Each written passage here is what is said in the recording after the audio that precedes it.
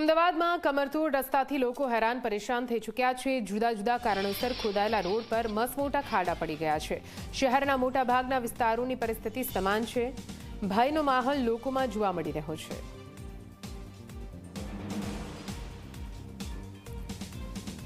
તો આપ જુઓ, ઉબડ-ખાબડ રસ્તાથી લોકો હેરાન પરેશાન થઈ ચૂક્યા છે। જો કે મોટા ભાગના વિસ્તારોમાં આ જ પરિસ્થિતિ સામે આવી રહી છે।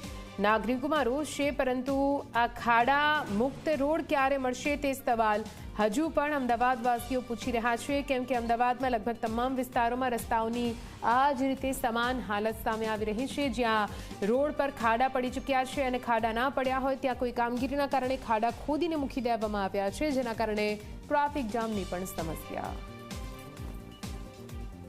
जैसे ही बरसात होता है, सड़कों पर पानी भरता है।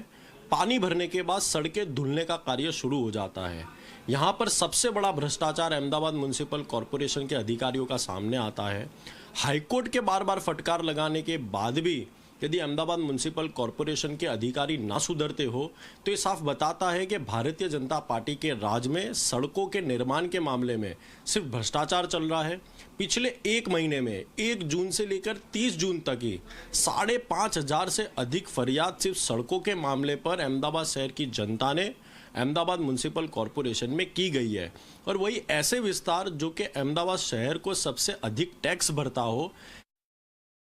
15 દિવસ પહેલાં જ્યારે વરસાદ પડી રહ્યો હતો ત્યારે હું ઓફિસ જઈ રહ્યો હતો મારે બાઇક પર, તો વંદે માતરમ 4 રસ્તા પાસે ખડામાં મારું બાઇક આવવાથી બાઇક નીચે પડી ગયું હતું। એના કારણે મને કમરના ભાગમાં ઈજાઓ થઈ હતી અને એના કારણે મારા જે કમરના જે સ્પાઇન છે એમાં જગ્યા થઈ ગઈ છે। એના કારણે હું 15 દિવસથી બેડ રેસ્ટ પર છું। ચોમાસા પહેલાંનો સમય હોય, ચોમાસા દરમિયાનનો હોય કે પછી ચોમાસા બાદનો હોય, અમદાવાદ મ્યુનિસિપલ કોર્પોરેશન શહેરમાં ખોદકામ કરવામાં કોઈ જ સમય જોતું નથી। હાલમાં જ્યારે ચોમાસાનો મધ્ય સમય ચાલી રહ્યો છે તેમ છતાં પણ તંત્ર દ્વારા શહેરમાં અનેક ઠેકાણે જુદા જુદા કારણોસર બેરોકટોક ખોદકામ કરવામાં આવી રહ્યું છે। આપ જોઈ શકો છો, હાલમાં શહેરના પૂર્વ વિસ્તાર છે, અમરાઈવાડી વિસ્તાર છે, અને હાલમાં હજી પણ જે ડ્રેનેજ લાઇન નાખવાનું કામ છે તે મોટા પાયે કરવામાં આવી રહ્યું છે। એટલે જેસીબી મશીન છે તે હજી પણ મોટા પાયે ખોદકામ કરી રહ્યું છે।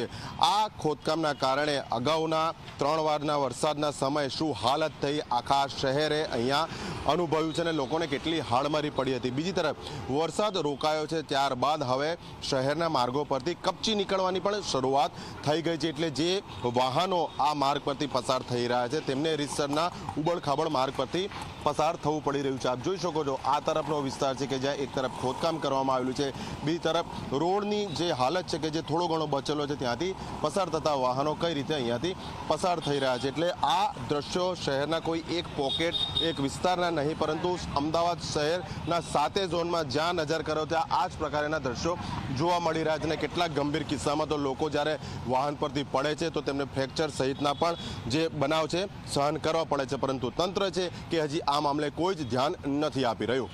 કેમેરા પર્સન મુકેશ ચૌહાણ સાથે અર્પણ કાયદાવાલા, ઝી મીડિયા, અમદાવાદ।